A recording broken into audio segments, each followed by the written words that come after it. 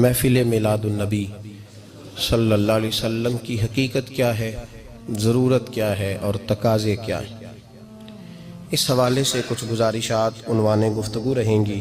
دعا ہے اللہ تبارک و تعالی اپنی ناراضگی والے جملے سے محفوظ فرمائے، اپنی رضا والی بات کرنے کی توفیق عطا فرمائے۔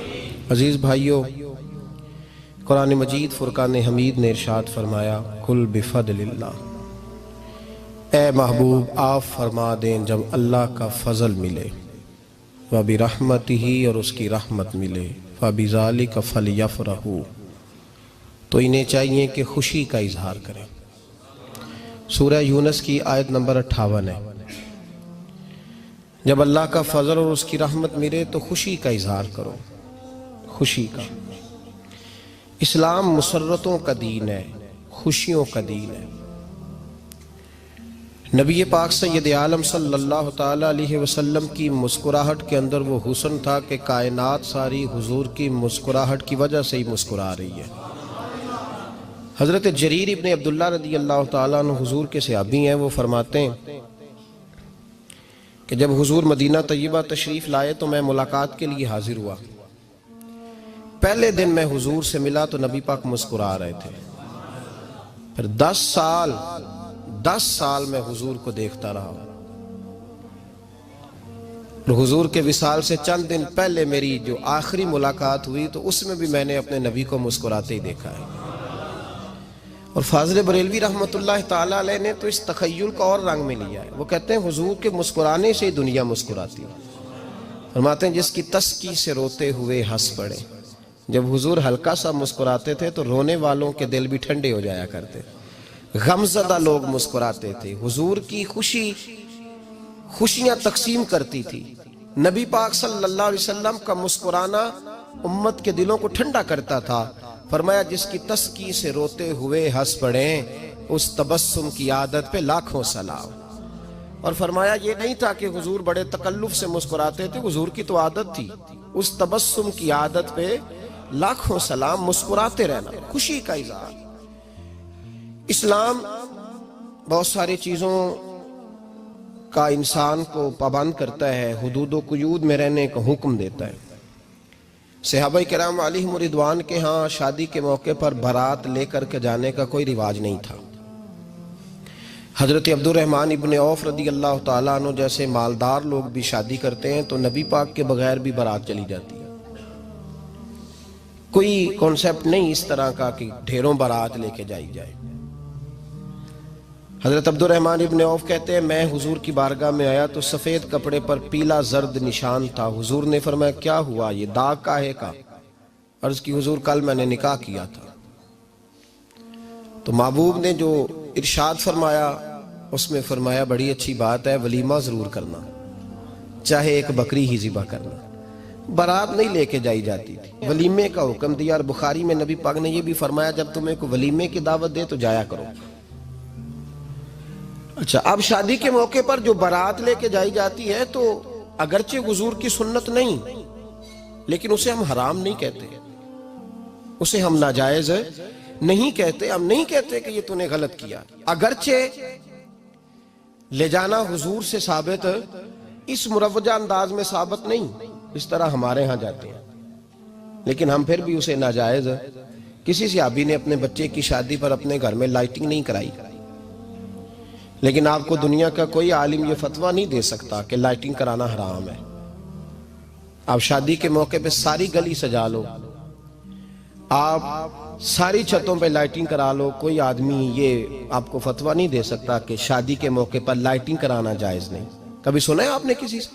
بولیے یہ جائز ہے، جائز پیسے ہیں تو ٹھیک، بلکہ میں اس سے آگے بڑھتا ہوں، اس سے تھوڑا اور آگے جاتا ہوں۔ حضرت عائشہ صدیقہ رضی اللہ تعالیٰ عنہ فرماتی ہیں میرا جو کمرہ تھا نا جس میں میں حضور کے ساتھ رہتی تھی اور ایک لمبا زندگی کا عرصہ گزارا، اس میں 3 آدمی سو سکتے تھے، چوتھے کے لیے جگہ ہی نہیں تھی، اور کچا تھا۔ کھجور کے تنے کھڑے کر کے اس پر کھجور کے پتوں کی چھت ڈالی گئی تھی۔ میں جب ہاتھ اٹھاتی تھی تو میرا ہاتھ اپنی چھت کو چھو جاتا تھا۔ یہ ہے سنت نبی پاک کی، یہ حضور کا طریقہ ہے۔ بتائیے پکے گھر میں، لینٹر والے گھر میں رہنا جائز کہ ناجائز؟ کیوں جی؟ حضور تو کچے مکان میں رہتے تھے، آپ نے کیسے پکا بنا لیا؟ اللہ کی محبوب علی دین کو اس کی اصل بات میں سمجھیں. آپ ایسا نہ کریں جس میں انتشار اور امت تقسیم ہو. اس کا اصل مزاج دیکھیں. مہندی کے موقع پہ اگر کوئی آدمی 6 دیگیں دال چاول کی پکاتا ہے تو منع نہیں، جائز پیسوں سے پکائے. انہیں لائٹنگ لگوائی، کوئی منع نہیں. سارے محلے کو کھانا کھلایا، کوئی منع نہیں. بلکہ نبی پاک نے فرمایا بہترین مسلمان ہی وہ ہے جو سلام پہلے لے اور روٹی زیادہ کھلائے، تو بہترین مسلمان ہے. ناجائز کیا ہے؟ ناجائز ہے شادی کے موقع پر بینڈ باجا بجانا، اس میں رقص کرنا، اس میں بھنگڑے ڈالنا، عورتوں مردوں کا اختلاط ہونا، عورتوں کی مووی بنانا، یہ چیزیں ناجائز ہیں. تو جو ناجائز ہے اس پہ پابندی لگائی جائے گی. جو جائز ہے اس کے بارے میں یہ کہا جائے گا کہ بھائی احتیاط کی جائے، سنت کی طرف دیکھا جائے تو بہتر یہی ہے. لیکن اگر کوئی کسی آدمی کے پاس جائز پیسے ہوں، وہ 100 کنال کے گھر میں رہے، اگرچہ سنت یہ نہیں، پر یہ تو کوئی فتویٰ نہیں نہ دے سکتا کہ حرام ہے تیرا 100 کنال کے گھر میں رہنا. کہ ہے فتویٰ کہیں آپ نے سنا؟ تو ہمارے ہاں تکلیف کا معاملہ یہ ہے. دیکھیں میرے بھائی، کسی بھی صحابی نے، بڑے درد کے ساتھ بات کر رہا ہوں اور یہ میرا درد ہے، میں درد سے اپنے دل کو، اپنے ایمان کو حاضر ناظر کہہ کے بات کر رہا ہوں. امت بٹ جاتی ہے ہر موقع پہ یار، ہر جگہ ہی تقسیم ہو رہی ہے امت مسلمہ. ہر روز کچھ نہ کچھ فتوے ایسے مل جاتے ہیں جس میں دراڑیں پڑتی ہیں. کسی صحابی نے کسی مسجد کے اندر اشتہار چھپوا کے، اعلان کرا کے درس قرآن کرایا ہے کبھی؟ سیرت النبی کا جلسہ، ختم بخاری، مدرسے کا دستار فضیلت کا جلسہ، آپ نے اشتہار پڑھے ہیں نا یہ سارے مکاتب فکر کے؟ ہوتے ہیں کہ نہیں ہوتے؟ کسی صحابی نے اس طرح، وہ تو روز درس قرآن دیتے تھے، لیکن اس طرح اشتہار چھپوا کے، پوسٹر لگا کے، اور مصر سے کسی صحابی کو اسپیشل بلوا کے یا یمن سے بلوا کے مسجد کے اندر کبھی درس قرآن کے اجتماعات کرائے، سیرت النبی کے جلسے، ختم بخاری کے؟ او بھائی یہ ساری چیزیں حضور کے صحابہ کی سنت سے مروجہ انداز میں ثابت نہیں. مجھے بتا میرے بھائی، میں درد کے ساتھ تجھ سے سوال کرتا ہوں کہ سیرت النبی کے جلسے میں تو پشاور سے مولانا بلائے، پنڈی سے بلائے، تو گجرات اور کراچی سے لوگوں کو بلا کر کے اگر سیرت کا جلسہ کرائے، اور تو اس میں ایک آدمی کو کراچی سے بلوایا جا رہا ہے تو تو نے اس کو 20,000 کی ٹکٹ بھی دی، اور اشتہار پہ بھی جلسے پہ خرچ ہوا، پھر لنگر بھی پکا، کھانا بھی تو نے کھلایا، نہ تجھے کوئی بیوہ یاد آئی، نہ تجھے کوئی مسکین یاد آیا، نہ تجھے کوئی غریب یاد آیا. حالانکہ کہنا چاہیے تھا نا یہ جو ₹1,00,000 لگ رہا ہے کسی بیوہ کی خدمت کر دینی چاہیے، یتیم کو دے دینا چاہیے. درد کے ساتھ بات کر. سوال میرا یہ ہے کہ وہی کام جو سیرت کے جلسے میں ہوتے ہیں، پہلے تلاوت ہوتی ہے، پھر نعت ہوتی ہے، پھر کسی عالم کا بیان ہوتا ہے، وہی کام صرف نام بدل کے کیا جائے، عید میلاد النبی نام رکھا جائے صلی اللہ علیہ وسلم. یہ میں آپ کے ذہنوں پہ دستک دے رہا ہوں، تقریر نہیں کر رہا، صرف دستک دے رہا. او بھائی دیکھو، ایک آدمی وہی کام نام بدل کے کرے تو جائز ہے، اور اگر اس میں نبی پاک کے میلاد کا نام رکھ لیا جائے یا نعت کا نام رکھ لیا جائے تو پھر مجھے اجازت دے میں تجھ سے سوال کروں کہ صرف تجھے حضور کی تعریف پوری لگتی ہے؟ پھر مجھے اجازت دے کہ میں تجھ سے پوچھوں کہ صرف تجھے نعت اچھی نہیں لگتی؟ پھر مجھے اجازت دے کہ میں تجھ سے پوچھوں کہ تجھے صرف رسول اللہ کے قصیدے اچھے نہیں لگتے؟ دے مجھے اجازت کہ میں تجھ سے سوال کروں کہ جہاں ذکر رسول کی بات آئے وہاں تو پریشان کیوں ہوتا ہے؟ تجھے پتہ ہی نہیں یہ تو وہ ذکر ہے کہ رب فرماتا ہے تم بیان کرو نہ کرو وَرَفَعْنَا لَكَ ذِكْرَكَ، محبوب میں نے خود تیرے چرچے ساری دنیا میں بلند فرما دیے. اور نبی پاک نے پوچھا حضرت جبریل سے کہ چل جبریل تو بتا میری امت کو پتہ چلے رب نے میرا ذکر کیسے بلند کیا ہے. تو جناب جبریل کہنے لگے محبوبہ رب فرماتا ہے میرے نبی سے کہہ دے جہاں جہاں تیرے رب کا ذکر ہوگا وہاں وہاں تیرا بھی ذکر ہوتا رہے گا. یہ تو محتاج ہی نہیں کسی کا. اتنی جلدی لوگ بپھرتے ہیں. اللہ فرماتا ہے قل بفضل اللہ وبرحمتہ فبذلک فلیفرحوا. محبوب ان سے کہہ دو جب اللہ کا فضل ملے، جب اللہ کی رحمت ملے تو خوشی مناؤ. تیرا نہیں مجھے پتا، مجھے تیرا نہیں پتا، لیکن مجھ سے اگر تو پوچھے تو کائنات میں رب کا سب سے بڑا فضل بھی محمد مصطفیٰ ہی ہے، اور سب سے بڑی رحمت بھی محمد مصطفیٰ ہی ہے. وہ دو عالم کی رحمت تھے، وہ جہاں چاہتے وہیں رہتے، یہ تو ان کی مہربانی ہے کہ یہ عالم پسند آیا۔